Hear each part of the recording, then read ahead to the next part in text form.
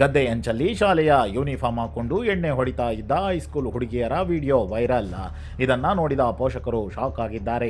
ಒಂದು ಕಾಲದಲ್ಲಿ ಮಕ್ಕಳು ಕಿಲೋಮೀಟರ್ ಗಟ್ಟಲೆ ನಡೆದುಕೊಂಡು ಹೋಗಿ ಶಾಲೆಗೆ ಹೋಗುತ್ತಿದ್ರು. ಇಂದು ಎಲ್ಲ ಸೌಕರ್ಯಗಳಿದ್ದರೂ ಕೆಲವು ಮಕ್ಕಳು ವಿದ್ಯಾಭ್ಯಾಸ ಬಿಟ್ಟು ತಪ್ಪು ದಾರಿಗೆ ಹೋಗುತ್ತಿದ್ದಾರೆ.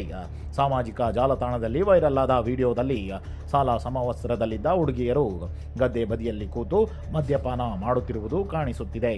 ಈ ದೃಶ್ಯವು ನೆಟ್ಟಿಗರ ಆಕ್ರೋಶಕ್ಕೆ ವ್ಯಕ್ತವಾಗಿದೆ. ಇದು ಶಾಲೆಯ ನಿಯಮ ಉಲ್ಲಂಘನೆ ಮಾತ್ರ ಅಲ್ಲ, ಇದು ಚಿಕ್ಕ ವಯಸ್ಸಿನಲ್ಲಿ ಮದ್ಯ ಸೇವನೆ ಅವರ ಭವಿಷ್ಯವನ್ನೇ ಹಾಳು ಮಾಡುತ್ತದೆ ಎಂದು ನೆಟ್ಟಿಗರು ಕಮೆಂಟ್ ಮಾಡಿದ್ದಾರೆ. ಶಿಕ್ಷಣ ತಜ್ಞರು ಹೇಳುವುದು ಹೀಗಿದೆ: ಮಕ್ಕಳಿಗೆ ಶಿಕ್ಷೆ ನೀಡುವುದು ಪರಿಹಾರ ಅಲ್ಲ.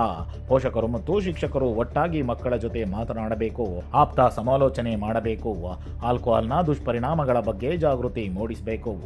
ಮಕ್ಕಳು ತಪ್ಪು ಮಾಡಿದರೆ ಅವರನ್ನು ದೂರ ಮಾಡಬೇಡಿ, ಅವರ ಕೈ ಹಿಡಿದು ಸರಿದಾರಿಗೆ ತರಬೇಕು.